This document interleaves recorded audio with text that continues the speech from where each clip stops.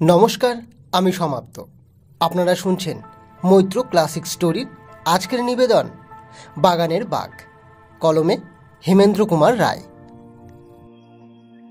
মুকু, নমু, দীপু, মঞ্জু আর প্যাঁচা মামার সঙ্গে তোমাদের এখনো পরিচয় হয়ে ওঠেনি।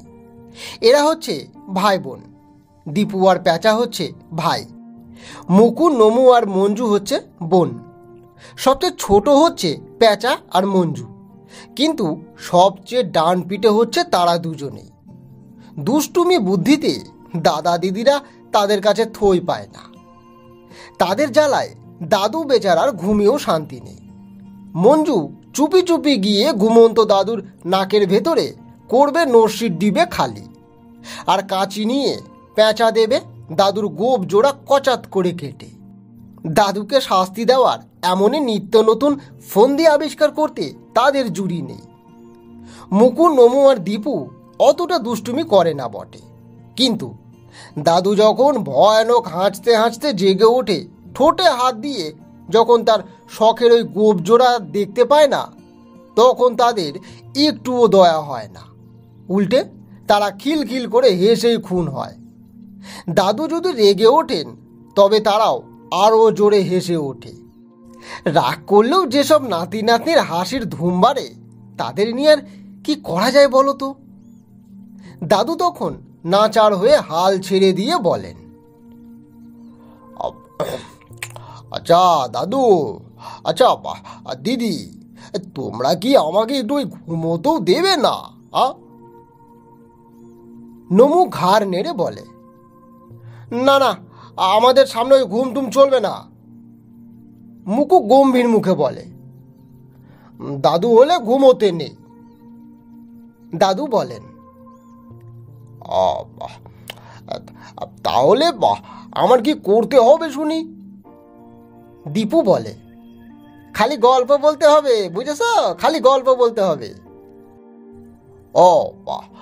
অর্থাৎ জেগে জেগে স্বপ্ন দেখতে হবে। আচ্ছা বেশ, এখন হুকুম করো, কি গল্প শুনতে চাও তোমরা? দীপুর বড় শখ বাঘ শিকার করবে, সেজন্য সে একখানা ইয়ার গানও কিনে রেখেছে। দুই চোখ পাকিয়ে সে বলল, আমরা বাঘের গল্প শুনবো, বাঘ। দাদু কোনো রকমে গোপের শোক সামলে বাঘের গল্প শুরু করলেন। নস্যির ডিবে আর কাঁচি নিয়ে মঞ্জু আর প্যাঁচা চক্ষু লজ্জার খাতিরে ঘরের বাইরে পালিয়ে গিয়েছিল। গোপ ছাঁটা দাদু হাঁচি থামিয়ে গপ্প শুরু করেছেন। এ শুনেই তাদের সমস্ত চক্ষু লজ্জা একেবারেই ছুটে গেল। গুটি গুটি করে ঘরে ঢুকে দাদুর পেছনে এসে ভেজা বেড়ালের মতন শান্তভাবে গল্প শুনতে বসল। দাদু সে পুরনো বই কঙ্কাবতীর গল্প বলতে লাগলেন। বনের ভেতরে একরকম শিকড় পাওয়া যায়, যার গুণে মানুষ নাকি ওই বাঘের রূপ ধারণ করতে পারে। বলা বাহুল্য, গল্পটা জমে উঠল রীতিমতন। গল্প শেষ হলে পর দীপু বললে, আচ্ছা দাদু, ওই বাঘরা তো ঝোপে জঙ্গলে থাকে, তাই তো? হ্যাঁ, তা নয় তো কি? এবার প্যাঁচা বললে, আচ্ছা আমাদের খিড়কির বাগানে তো অনেক ঝোপঝাড় আছে, সেখানে দিনের বেলায় রোজ আমরা খেলাও করি, কিন্তু ওই বাঘটাক তো দেখিনি দাদু। প্যাঁচায় যে তার গোপ জোড়াকে বলি দিয়েছে, দাদু এটা বুঝতে পেরেছিলেন। কাজেই তাকে ভয় দেখাবার জন্য তিনি বললেন, আর দিনে ওখানে বাঘ থাকে না বটে, কিন্তু রোজ রাতে আসে। এবার দুষ্টুমি করলেই তোমাদের ওই ধরে নিয়ে যাব, দেখো। প্যাঁচা হচ্ছে বিষম ছেলে, ভয় পাওয়ার পাত্রই নয়। সে বলল, ইস, গুলতি ছুঁড়ে বাঘের মাথা ফাটিয়ে দেব না? দাদু ভয়ে ভয়ে বললেন, এই গুলতি ছুঁড়ে বাঘের মাথা ফাটাতে চাও, ফাটিও বাবা, কিন্তু দেখো দেখো ভাই, ও জিনিসটি নিয়ে ওই বুড়ো দাদুর টাকের দিকে যেন ওই টিপ করো না। সেই দিনই সন্ধ্যার আগে দাদা দিদিদের পরামর্শ সভায় এক গোপনীয় অধিবেশন হলো। সভাপতি রূপে দীপুবাবু এই ছোট্ট বক্তৃতাটি দিলেন। এই সবাই শোন, দাদুর মুখে তো শোনা গেল যেখানে জঙ্গল ঝোপঝাড় থাকে সেখানে রাতের বেলায় ওই বাঘেরা বেড়াতে আসে। আমাদের বাড়ির পেছনে বাগানে ওই ফুল গাছের চেয়ে ঝোপঝাড়ি বেশি আছে। দিনের বেলায় আমরা সবাই সচক্ষে তা দেখেছি। তার ভেতরে গিরগিটি থাকে, বেজি থাকে, এই হেলে সাপ থাকে, মশাও থাকে। সুতরাং রাত্রিরে সেখানে বাঘেরাই বা আসবে না কেন শুনি? আমার ইয়ার গান আছে আর প্যাঁচার আছে গুলতি। আজ আমরা বাঘ শিকার করব। একখানে গিনি চকলেট চুষতে চুষতে মুকু বললে, কিন্তু কিন্তু দাদুর গপ্পে তো শুনেছি যে সে বাঘ মানুষ বাঘও হতে পারে। তুমি আর হাসিও না দিদি, মানুষ কখনো বাঘ হতে পারে? ও সব হচ্ছে গল্পের কথা, বুঝছো, গল্পের কথা। নমু বললে, কিন্তু রাত্রিরে যে আমরা ঘুমিয়ে পড়ি। আজ আর কেউ ঘুমোবো না। বাবা মা ঘুমোলেই আমরা পা টিপে টিপে ঘর থেকে পালিয়ে আসবো, বুঝেছো? কিন্তু দীপু, রাত্রিরে বাগানে বাঘ ছাড়া আরো তো কেউ কেউ বেড়াতে আসতে পারে নাকি? আবার কে আসবে? কেন, ভূত আর পেতনিরা আমাদের দেখতে পেলে তারা কি বলবে? এইখানেই দীপু মস্ত ধাঁধায় পড়ে গেল। সে বাঘ শিকার করতে পারে, কিন্তু ভূত পেতনির সঙ্গে দেখা করতে সে রাজি নয়। ওরে বাপরে, তাদের পায়ের গোড়ালি নাকি সামনের দিকে। যদি কঙ্কাবতীর ঘাগো আর নাকের সরি প্রভৃতি উদয় হয়, তবে তাদের সামলানো তো বড় চারটিখানি কথা নয়। ব্যাবা চাকা খেয়ে দীপু মাথা চুলকোতে লাগলো। পেঁচা বলল, হ্যাঁ, আরে ভাবছিস কেন দাদা? আরে বাগানে না গিয়েও তো বাঘ শিকার করা যায়। এই কেমন করে? বাগানের উপরেই তো আমাদের হলঘর। জানালার পাল্লাগুলো একটুখানি ফাঁক করে ভেজিয়ে রেখে আমরা লুকিয়ে বাগানের দিকে নজর রাখবো, বুঝেছিস? ভূত পেতনিরা আমাদের দেখতেও পাবে না, কিন্তু বাঘ দেখলেই আমরা বন্দুক আর ওই গুলতি ছুটতে পারবো। পেঁচা বয়সে ছোট হলে কি হয়, তার পদ্ধতিটি যে উদ্যানবাসী প্রেতাত্মাদের হাত থেকে নিস্তার লাভ করবার পক্ষে সবচেয়ে নিরাপদ। সভ্যদের মধ্যে এ সম্বন্ধে মতভেদ হলো না, কিন্তু মঞ্জু প্রতিবাদ করে বললে, বারে, আমার বন্দুকও নেই, গুলতিও নেই, আমি কি নিয়ে বাঘ শিকার করবো শুনি? দুই দিদি একসঙ্গে মাথা নেড়ে বলে উঠল, আরে না না, মেয়েরা বাঘ শিকার করে না, মেয়েরা খালি দেখে। কিন্তু এই কচি বয়সেই মঞ্জুর মনের মধ্যে নারী জাতির অধিকার সম্বন্ধে একটা বিশেষ ধারণা স্পষ্ট হয়ে উঠেছে। সেও প্রবল মাথা নাড়া দিয়ে বললে, ও সব হবে টবে না, বাঘ শিকার আমি করবই। বুদ্ধিমান পেঁচাই আবার মঞ্জুকে ঠান্ডা করবার জন্য বলল, হ্যাঁ রে মঞ্জু, হ্যাঁ, আরে তুইও তো শিকার করবি বই কি, কিন্তু সবাই ওই একরকম অস্ত্র নিলে তো চলবে না। তুই কতগুলো ওই বড় বড় ইট পাথর নিয়ে আয়, যা, বাঘ দেখলেই দমাদম ছুঁড়ে মারবি।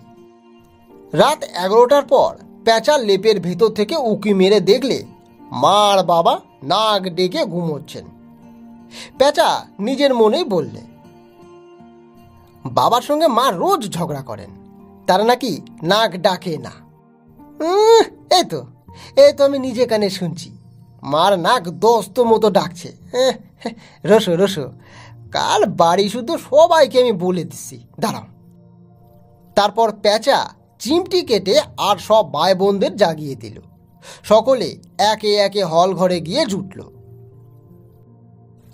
হল ঘরের একটা জানালায় গুলতি নিয়ে পেঁচা, আর একটা জানালায় বন্দুক নিয়ে দীপু, আর একটা জানালায় মঞ্জু গিয়ে দাঁড়ালো। তার সামনে রাশিকৃত ইট পাথর, এমনকি দুটো ভাঙা বোতলও পর্যন্ত। মুকু আর নমু দুজনে একসঙ্গে আর একটা জানালায় গিয়ে আশ্রয় নিল।